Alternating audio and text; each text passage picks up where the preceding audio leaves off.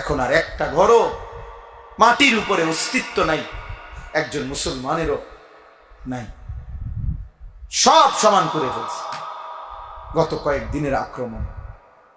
তাহলে আমি বেশি আফসোস লাগে আমার, যার কলিজার ভিতরে ঈমান আছে, ইসলাম আছে, সে কিভাবে এই নির্মম পরিণতি মুসলমানের দেখে।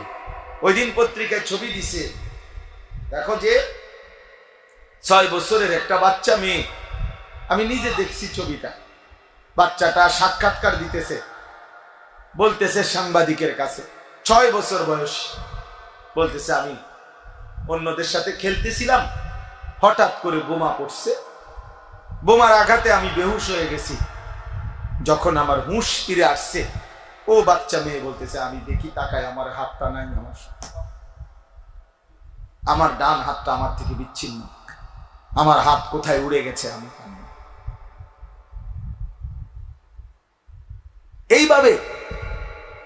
এইভাবে জলজ্জান্ত 3 বছরের 10 বছরের মাসুম নিষ্পাপ বাচ্চা যারা হত্যা করে, তারা তো কুত্তাও হইতে পারে না, মানুষ তো দূরে থাক।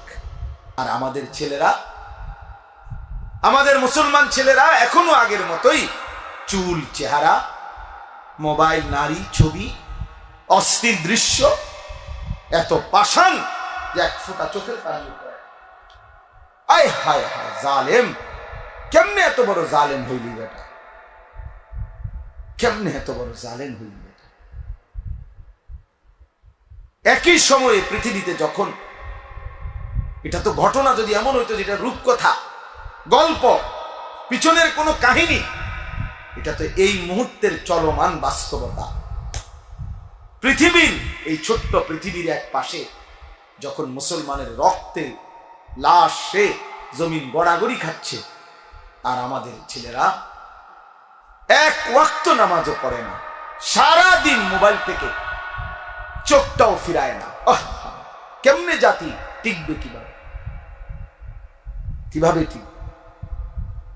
এই জন্য এই অল্প কয়েকজন আমরা যারা আসছি, 1 নম্বর তালেব ইলম, তোমাদের কথা শেষ, তোমাদের কথা বলছি আমি, কোরআন এবং সুন্নাহর ইলম এটাই শ্রেষ্ঠতম ইলম। অতএব গোটা পৃথিবীর নাসক লাফাক, গোটা পৃথিবী বেহায়া উলঙ্গপনা হয়ে যাক, তুমি ওইখানে দাঁড়াইয়াও বলবা লা ইলাহা ইল্লাল্লাহ।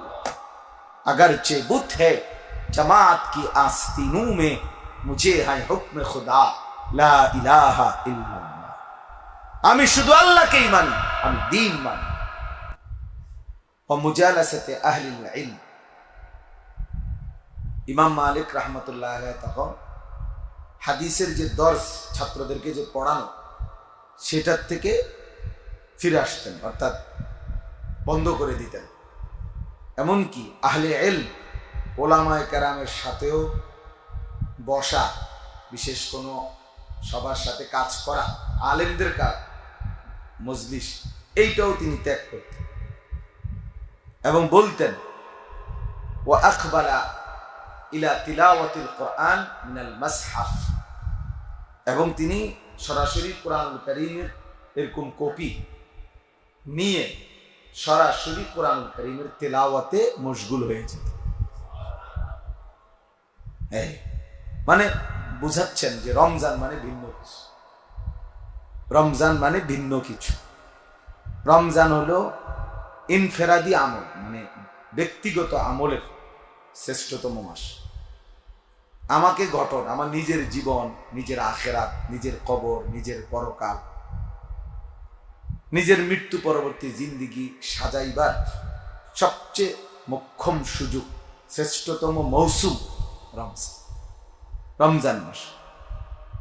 আমাদের এই ভারতীয় উপমহাদেশে একজন শ্রেষ্ঠতম বুজুর্গ মুহাদ্দিস আলেমে দ্বীন ছিলেন, সারা পৃথিবী যাকে সম্মান করে, চিনে, জানে, ও সারা পৃথিবী বিখ্যাত আলেম যিনি, শেখুল হাদিস হযরত মাওলানা জাকারিয়া রাহমাতুল্লাহ আলাইহি, ফাজাইলে আমালের যিনি লেখক, দাওয়াত ও তাবলীগের সাথীরা যে কিতাব তালিম করে, ওইটা যিনি লিখছেন, উনি এই একটা কিতাব না, এই পৃথিবীতে 86টা বুখারী, মুসলিম, তিরমিজি, নাসাই, ইবনে মাজা, আবু দাউদ, মুয়াত্তা মালিক, হাদিসের বড় বড় কিতাবের ব্যাখ্যা গ্রন্থ লিখবার ক্ষেত্রে সবচেয়ে বেশি অবদান যাদের, তার মধ্যে উনি একজন।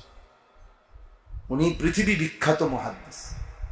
ওনার লিখিত আরবি ব্যাখ্যা গ্রন্থ আমি আমার এই চোখে মক্কা শরীফ, আল্লাহর ঘর যেখানে মসজিদে হারাম, মসজিদে হারামের 3 তলায় মসজিদে হারামের লাইব্রেরি আছে, বিশাল লাইব্রেরি। আমরা হজ উমরায় গেলে ওখানে কিতাব মোতালা করি। ওইখানে ওই আরব দেশের আল্লাহর ঘরের মসজিদে হারামের লাইব্রেরির মাকতাবার মধ্যে আমি নিজে মুয়াত্তা মালিকের যে শরা আউজাজুল মাসালিক, জাকারিয়া রাহমাতুল্লাহর লিখিত কিতাব ওইখানে আছে। অনেকে মনে করে যে ফাজাইলে আমাল লিখছে যে আলগা কিছু পণ্ডিত আছে ফালতু, এগুলো বলে যে এখানে মধ্যে জাল হাদিসে ভরা, ভুল ভ্রান্তিতে ভরা। বেওকুফ, আগে তো মন্তব্য করার আগে জানা উচিত সেটা লিখছে লিখছে তা আঙ্গালের ফুট কাঙ্গালে লিখছেন। লিখছেন যিনি, তিনি জগৎ বিখ্যাত মুহাদ্দিস, ছোটখাটো মুহাদ্দিস। 60 বছর যিনি, ওই ছেলেরা ওই মোবাইল এগুলো নামো নামো নামো, হাতের মোবাইল এগুলো নামো, এমনি শোনো, মোবাইল আড়াইবা না, হাতে ধরে, একদম নিষেধ, নাইলে উঠাই দেবো কিন্তু আমি। তো 60 বছর তিনি এক টানা শুধু আল্লাহ রাসূল সাল্লাল্লাহু আলাইহি সাল্লামের হাদিস পড়াইছেন। 60 বছর মসজিদে নববীতে কমপক্ষে 11 বছর যিনি মসজিদে নববীতে রাসূলুল্লাহ সাল্লাল্লাহু আলাইহি সাল্লামের রওজায়ে আতহারের কাছে হাদিস পড়াইছেন। মদিনায় যিনি মদফুন, যিনি ইন্তেকাল করেছেন মদিনা, তিনি জাকারিয়া রাহমাতুল্লাহ। যাই হোক, এই জন্য বললাম উনি জগৎ বিখ্যাত মুহাদ্দিস তিনি। তো এই এত বড় মানুষ, সারা পৃথিবী ব্যাপী ওনার ছাত্র, ভক্ত, মুরিদ ছিল। আফ্রিকা অঞ্চলে এখনো সবচেয়ে বেশি মুরিদ আফ্রিকা মহাদেশে শেখুল হাদিস মাওলানা জাকারিয়া রাহমাতুল্লাহ। সবচেয়ে বেশি খেদমত আফ্রিকা মহাদেশে যে সমস্ত বুজুর্গরা করে, তার মধ্যে জাকারিয়া রাহমাতুল্লাহর খলিফা যারা, খোলাফা, ওনারাই সবচেয়ে বেশি আফ্রিকায় খেদমত করে এখন। তো আমাদের হযরত মাওলানা ইব্রাহিম আফ্রিকি সাহেব, তো জাকারিয়া রাহমাতুল্লাহর শাগরিদ রশিদ, এই বছর যিনি আফ্রিকাতে থাকেন, উনি আমাদের বাংলাদেশে ইতিকাফ করছেন, ঢাকা সাইনবোর্ড। শেষ দশকে ওনার সাথে কমপক্ষে 4000-এর চাইতে বেশি মানুষ ইতিকাফ করছে এই বছর, 4000। এই জন্য বললাম, তো ওনার বিষয়টা কেন বললাম, শেখুল হাদিস হযরত মাওলানা জাকারিয়া রাহমাতুল্লাহ আলাইহি এত বিখ্যাত মুহাদ্দিস ছিলেন, আলেম ছিলেন, ফকিহ ছিলেন, পীর ছিলেন, বুজুর্গ ছিলেন।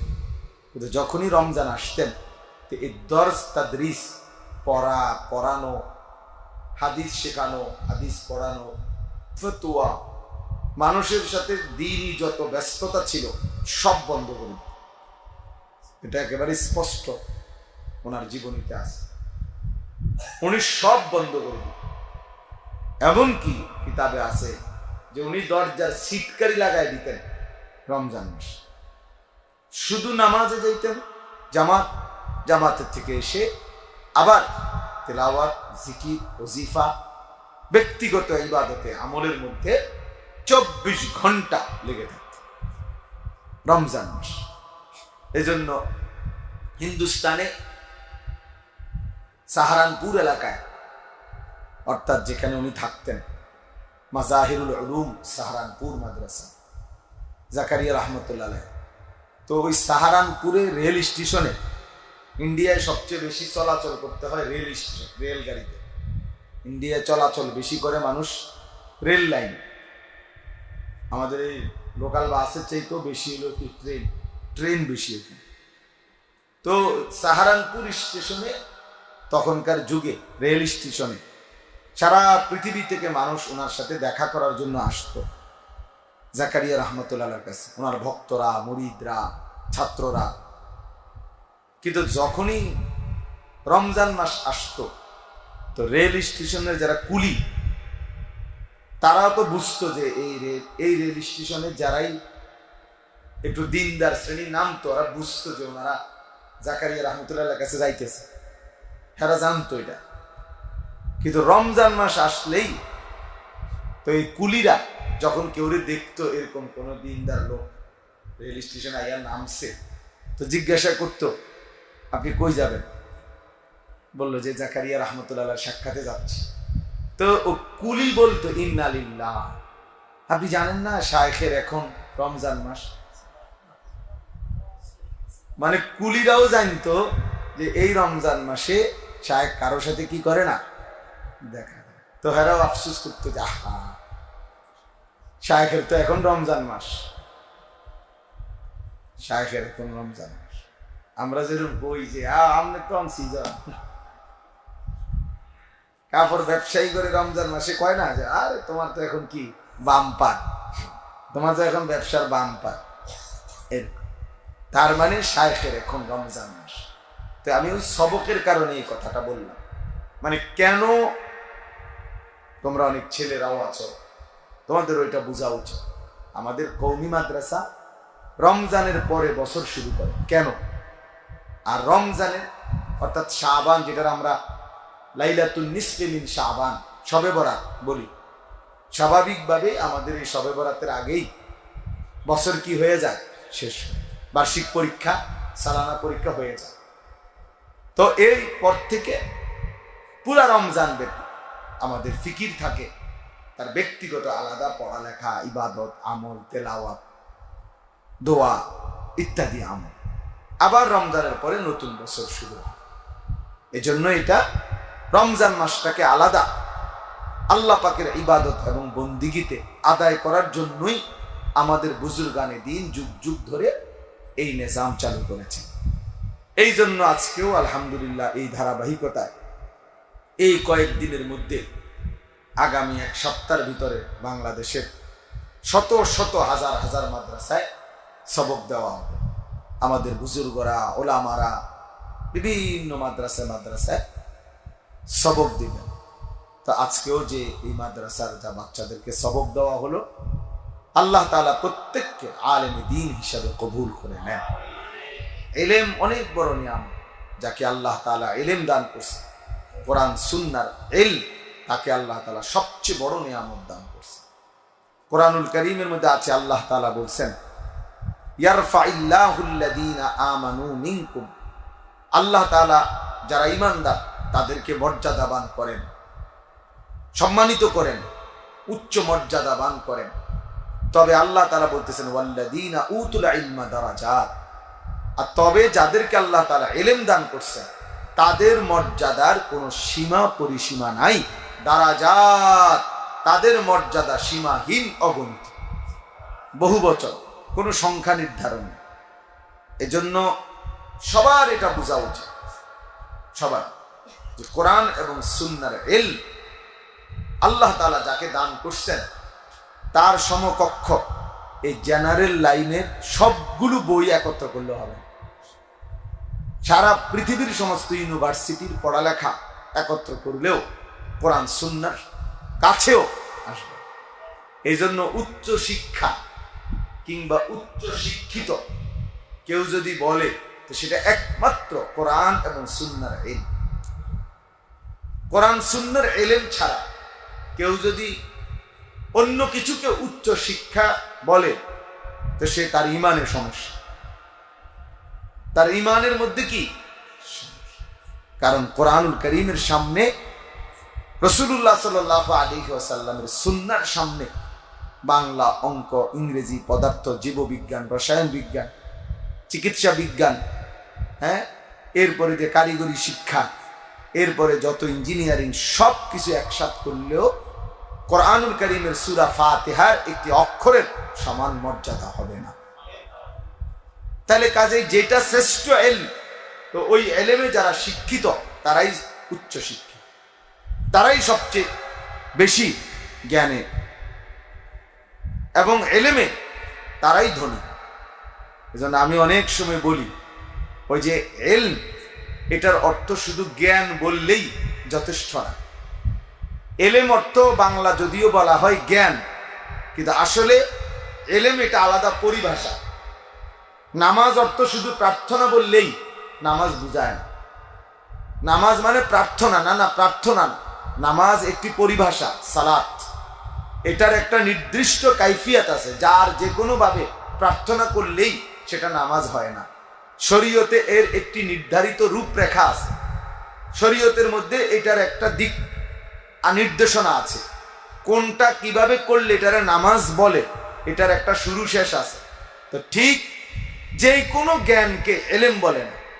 এলম কাকে বলে শরীয়তে এটার একটা নির্ধারিত আছে।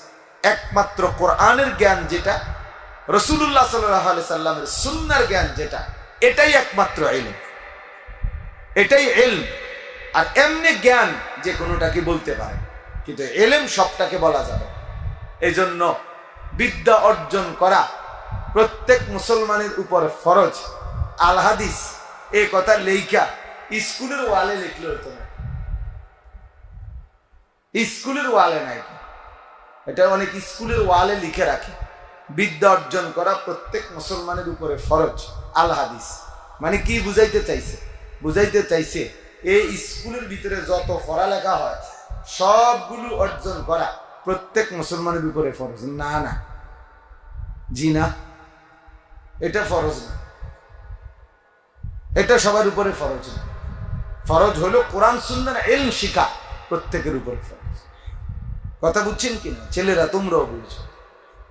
ইসলাম যেই জ্ঞানকে উৎসাহিত করেছে, সে জ্ঞান আল্লাহ তাআলার নামের মাধ্যমে যে জ্ঞান। ইকরা বিসমি রাব্বিক, প্রথম দিন আল্লাহ বলে দিয়েছেন পড়বেন, পড়েন বন্ধু, তবে রবের নামে। বিসমি রাব্বিকা, আপনার রবের নামে। যেন আল্লাহর নামে যেই পড়া হয় না, মালিকের নামে যেই পড়া না, সে পড়া মূলত কোনো পড়াই না, পড়াই না। এজন্য জিবরাইল আলাইহিস সালাম প্রথম দুইবার নবী সাল্লাল্লাহু আলাইহি সাল্লামকে শুধু ইকরা বলছে, পড়েন।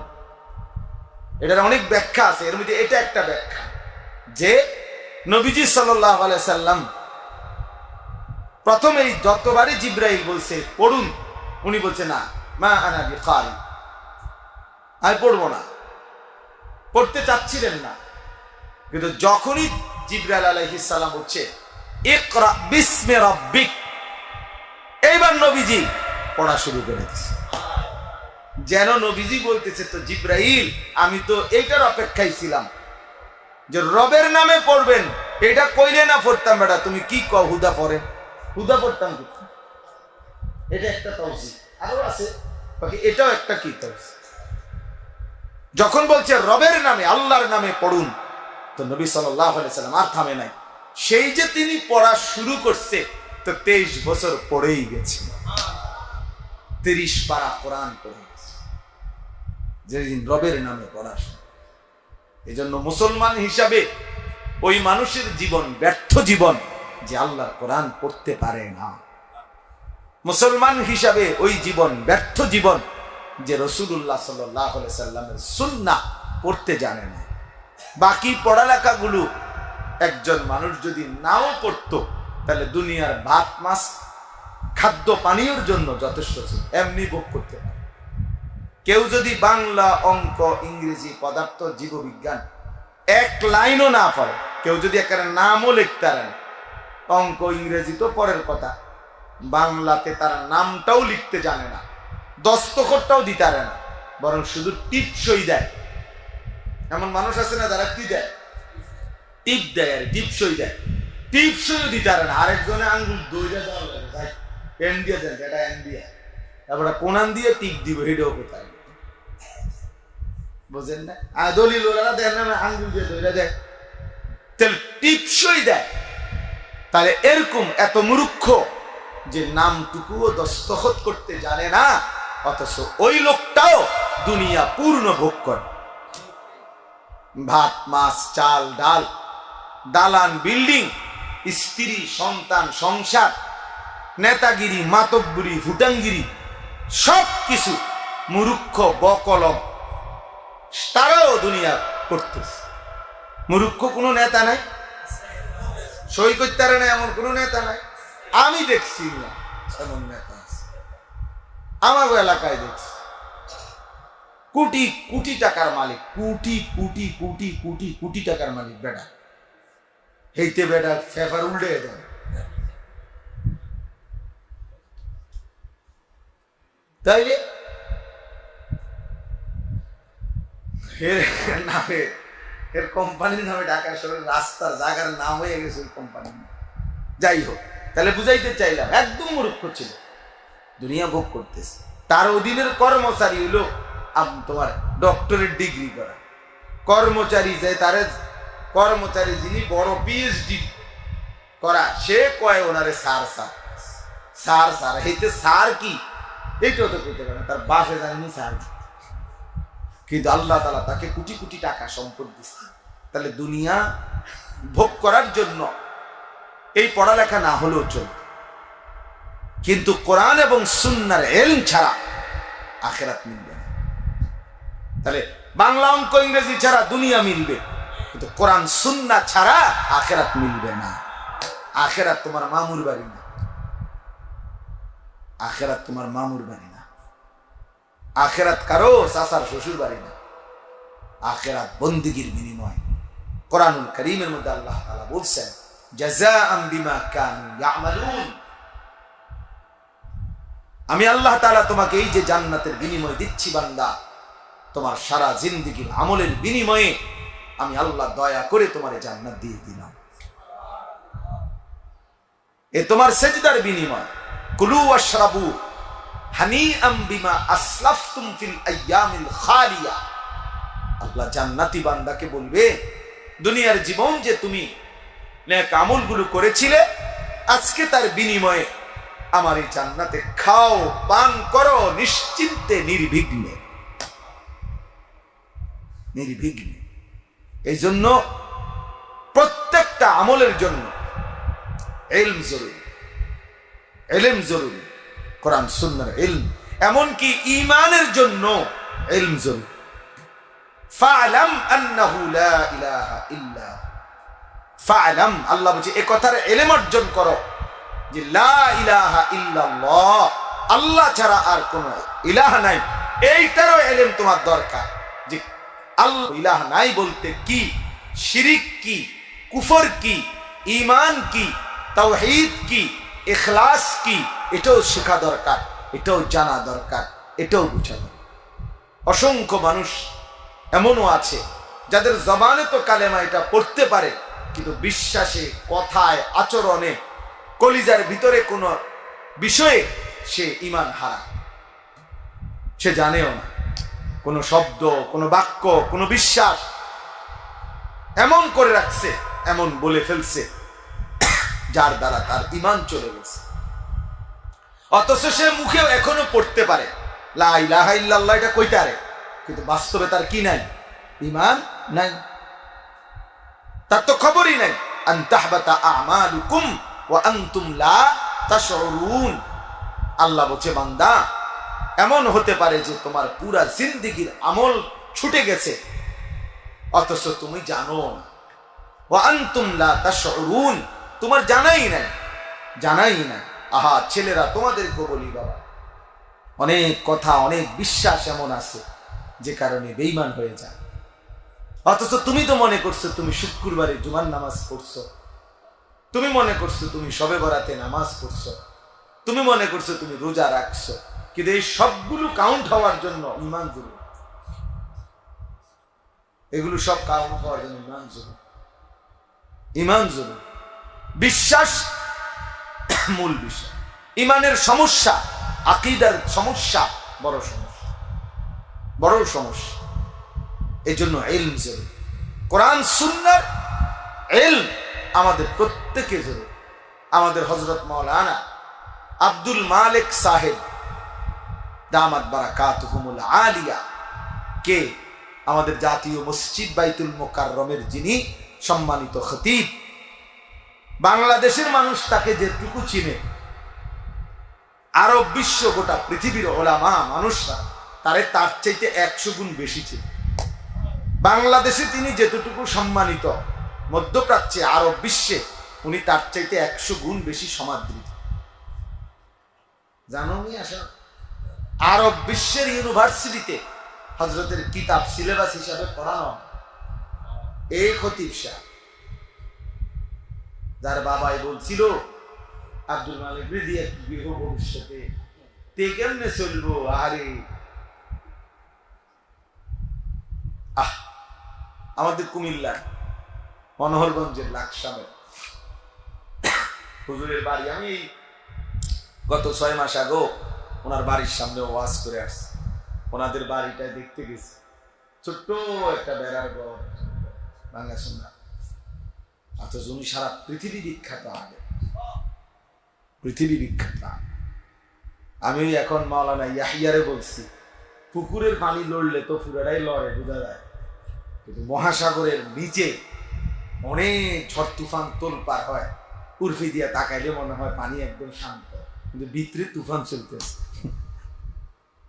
তা আমাদের বাংলাদেশে তো আমরা অনেকে অনেক বক্তারে মনে করি, এবারে সব বক্তা, সুবহানাল্লাহ, উনি শরীয়ত, উনি মারেফত, উনি তরিকত, উনি রাহনুমায়ে শরীয়ত, পীরানে পীর, দস্তগীর, উনি ভৈরবের ফুল, যমুনার ব্রিজ,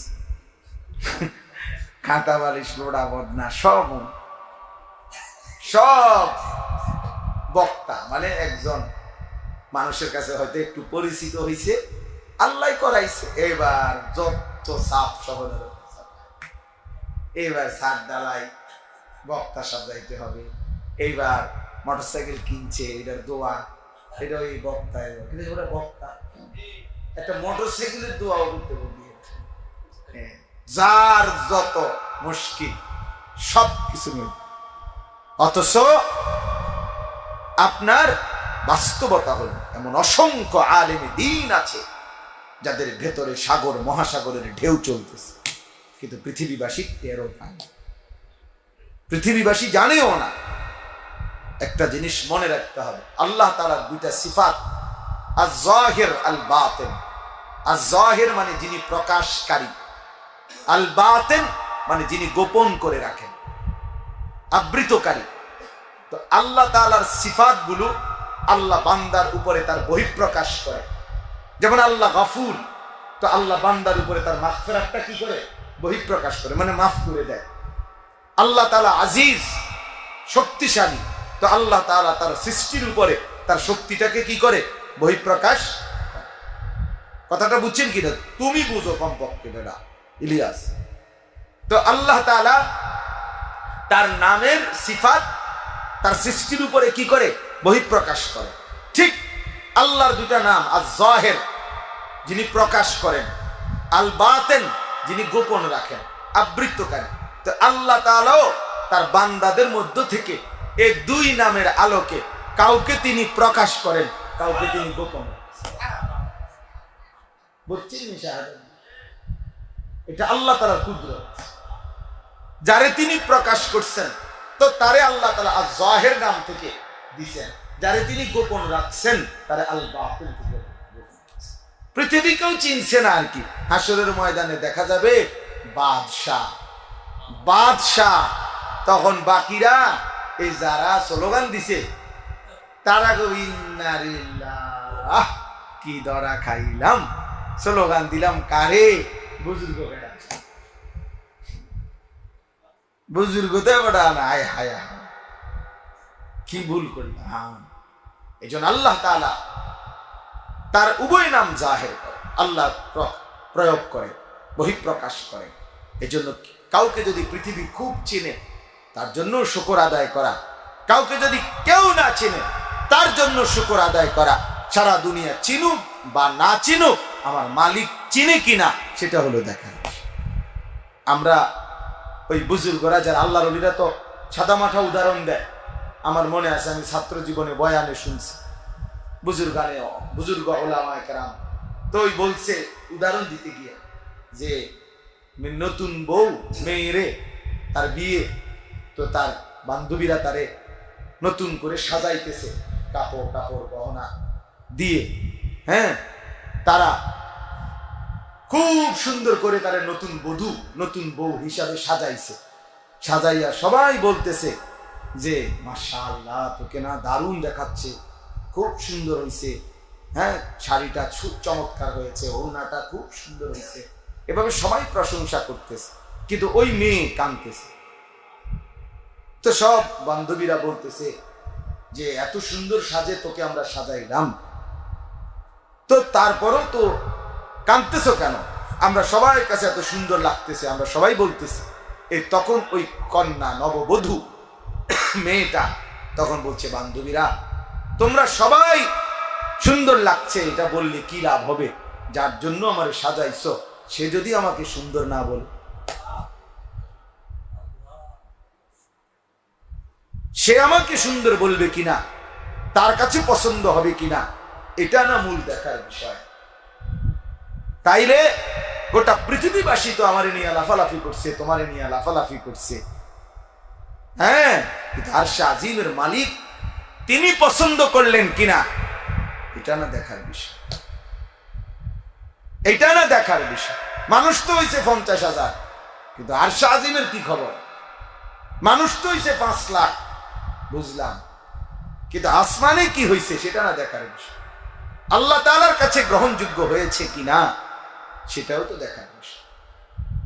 তাহলে আজকে আমি এই সবকের কারণে এই কথাটা বললাম।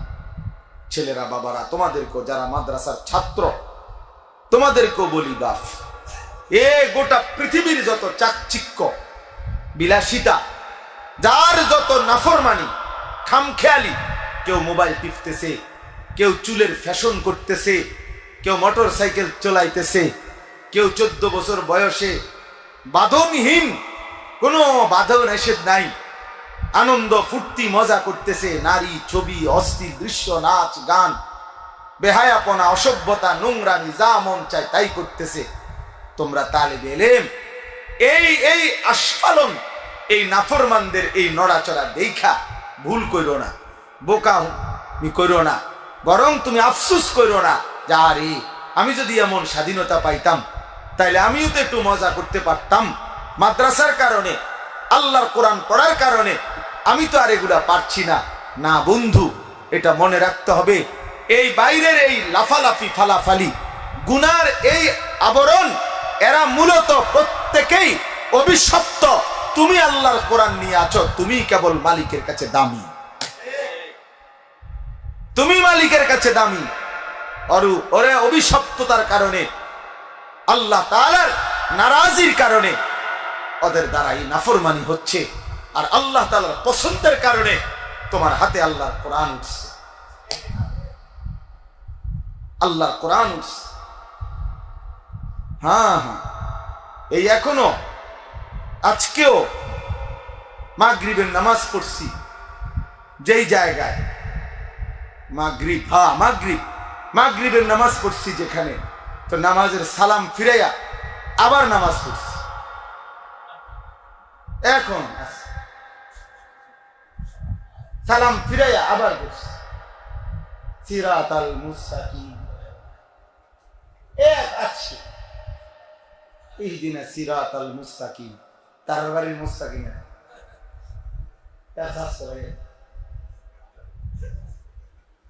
তার মনোস্বাস্থ্য হয় না, আমারই মুস্তাকিম, বুঝছেন? আফসোসের পরে আবার সালাম ফিরে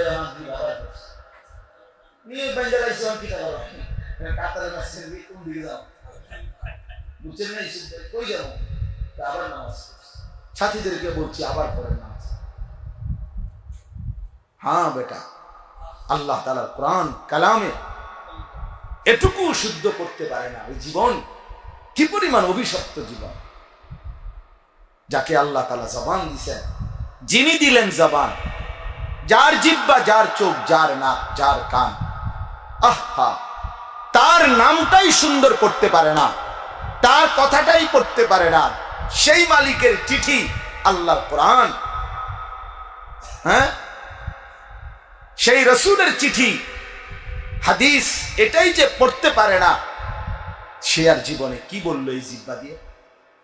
একটা মজার কথা শোনো, আমার কাছে একটা উর্দু সরা আছে, তাকরীরে বুখারী, আমরা ছাত্র জীবনে পড়ছি। শেখুল হাদিস হযরত মাওলানা জাকারিয়া রাহমাতুল্লাহি আলাইহি, উনাকে, যার নাম আমি একটু আগে বললাম, উনারে একবার প্রশ্ন করছে যে হযরত রাসূলুল্লাহ সাল্লাল্লাহু আলাইহি ওয়াসাল্লামের এক একটা হাদিস কতবার পড়া উচিত, কতবার পড়া উচিত? হযরত তখন উত্তর দিছে, ওই উর্দু কিতাব আছে, প্রিয়তমের চিঠি কতবার পড়া উচিত। ভালোবাসার মানুষ যখন চিঠি দেয়, আগের দিনে তো চিঠি ছিল, তো ভালোবাসার মানুষ যদি চিঠি লেখে, সেই চিঠি কয়বার পড়ে? কয়বার পড়ে? একবার পড়ে ফেলে দেয়? 1000 বার পড়ে, 100 বার। প্রিয়তমের মেসেজ কতবার পড়ে? বারবার। তো রাসূলুল্লাহ সাল্লাল্লাহু আলাইহি সাল্লামের হাদিস তো এভাবে 1000 বার, লাখো বার পড়া উচিত। রবের কালাম বারবার পড়া উচিত। আমার শায়েখ আল্লামা মুফতি মুশতাকুন নবী কাসিমি হুজুর রে, আমি যখন মাদ্রাসার ছাত্র ছিলাম, এরপরে ফারিগ হইলাম, না হয়তো আজকে কমপক্ষে 20 থেকে 22 বছর টানা আমি উনারে দেখতেছি। প্রতি বছর উনি উমরায় যায়, হজে যায়, ধারাবাহিক আল্লাহর ঘরের প্রতি একটা পাগলা নেশা ওনার, মক্কা মদিনার প্রতি। তা আমি একবার উনারে জিজ্ঞাসিলাম এমনি যে হুজুর, আপনি হজ উমরা কতবার করছেন? তখন হুজুরে আমারে বলছিল, মাওলানা, এক উত্তর দিছে কি সুন্দর। হুজুর বলতেছে, মাওলানা, শ্বশুর বাড়ির মানুষ কয়বার যায় এটা কি গুনে রাখে?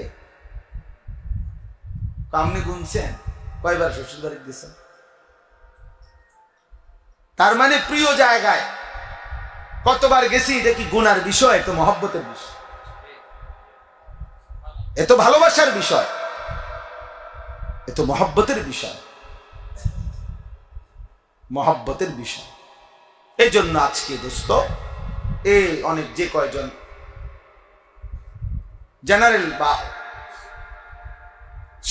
শিক্ষিত তোমরা যারা ছেলেরা, বাবা, তোমাদের ওই পড়ালেখার প্রতি আমাদের কোনো ঘৃণা নাই, আমরাও জেনারেল লাইনে পড়ছি, কিন্তু শুধু একটাই অনুরোধ, কোরআনুল কারীমের এই সবক, আমি আজকে রাজাবাড়ি মাদ্রাসার এই সবকে এটা বলব যে তোমরাও সবাই, এবং আপনারা যারা কোরআন শরীফ পড়তে পারেন না, প্রত্যেকেই নিয়ত করে, এই জবান আল্লাহর দেওয়া, এই চোখ আল্লাহর দেওয়া।